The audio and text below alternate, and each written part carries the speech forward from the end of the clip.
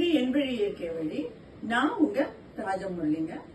ஆடி மாசம் அப்படின்னு வரும்போது அழகு சம்பந்தமான பிரச்சனையில வாய் அப்படின்னு வரும்போது நாக்கு வறண்டு போறதுங்கிறது ஒரு பெரிய இஷ்யூ.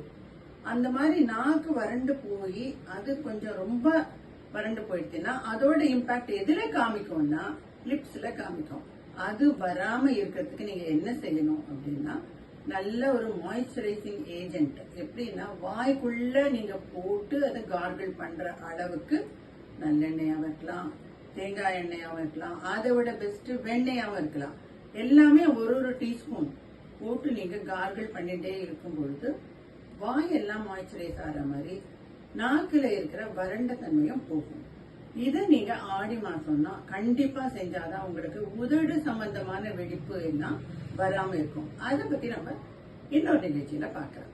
மீண்டும் உங்களை இதே மாதிரியான நிகழ்ச்சியில் சந்திக்கும் வரை உங்களிடமிருந்து விடைபெறுவது உங்கள் ராஜமுரளி.